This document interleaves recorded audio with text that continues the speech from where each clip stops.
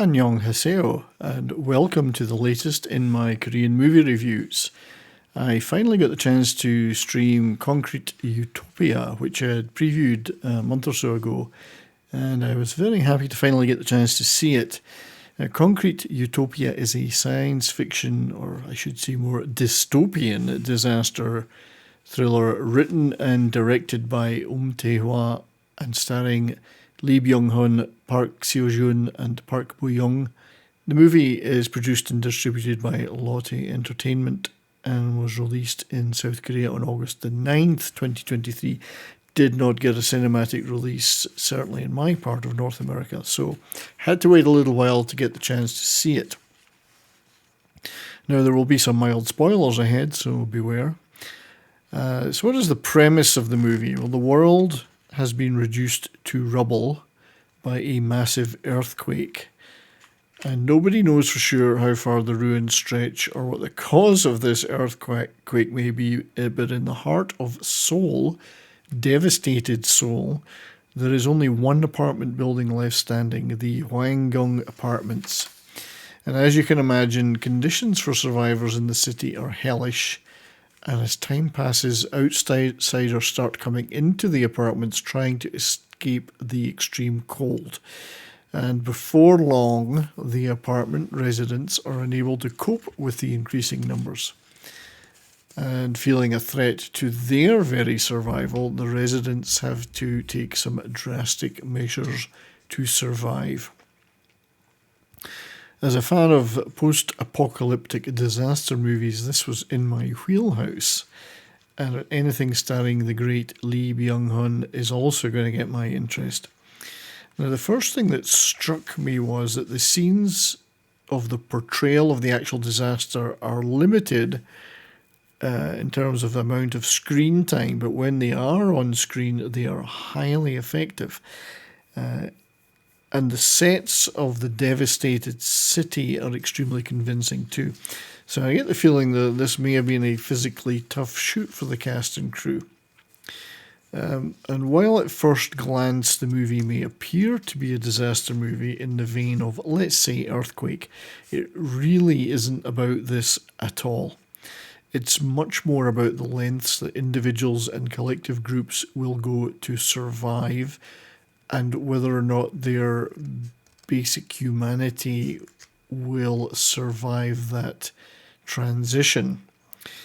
And the fight that the residents have isn't just against the elements, the lack of food, sickness, cold, etc., but against other groups and people inside and outside the apartment building. So there are a lot of tough choices to be made, a lot of ambiguous situations, and a lot of tension, with some characters choosing to move to one extreme in terms of behaviour to defend the apartment, and others being more reluctant to get in, to abandon their human kindness, let's say, in these circumstances, despite the pressures. There's a lot of irony abounding as the residents of this once looked down upon apartment block find themselves to now be part of a privileged group with access to shelter and resources that other survivors in the devastated city don't have and covet.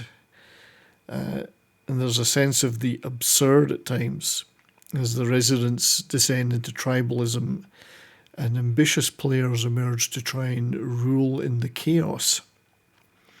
And some unexpected characters undergo transformations from quiet to outspoken, and the mob starts to rule, causing dissenters to be outcast. So the movie does have some absurd humour at times in the situations, but also some pretty bleak pathos. But ultimately, there's a glimmer of hope for good human nature surviving at the end of the movie, despite the bleakness. In terms of performances, Lee Byung-hun is excellent as always, and he's one of the characters whose transition goes from quiet, almost invisible, to being fairly prominent and vocal as the survival scenarios unfold, with a lot of backstory discovered about his character, which may or may not be good, causing his behaviour to become more drastic as he fights to survive individually as well as part of the group. So great performance from Lee Byung-hun. I mean, he always is brilliant. Some of the other main players are Park Seo-joon, who, you know, I've seen a lot of recently in things like Itaewon Class, The Divine Fury, and so on. His character is a resident who gets chosen to assist Lee Byung-hun's character, and he's very shy and good-hearted. And his transition is more around whether or not he will toughen up in the new bleak survival era. I felt that his character was a little bit unfilled out compared to Lee Byung-hun's, a little bit more nondescript, which was a shame because he's a wonderful actor.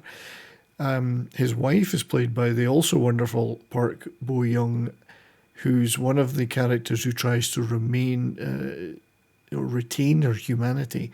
And I think she did a wonderful job. A very warm character in a very difficult scenario. It was also neat to see Kim Sun-young, particularly of Crash Landing on You fame, also playing a role as one of the leading residents of the building. So some good performances. Ultimately, if you go into this expecting an action-packed disaster survival movie, you're not going to get that. It's much more of a social commentary about what happens when ordinary people are put into extremely difficult survival positions, and the shifting attitudes and morals of the group and the individuals within it. Although there are some pretty shocking action pieces too, so because it is a fight for survival at the end of the day, and it does very, very convincingly portray the bleakness of it. Maybe not quite as bleak as the Road movie, but it's still pretty bleak. I found it very enjoyable though, but it's a fairly it's not everyone's cup of tea, but certainly Lee Byung-hun was great in it, and I did enjoy it overall. As I say, I do like that kind of dystopian movie anyway. So anyway, thank you very much for watching and listening to this video.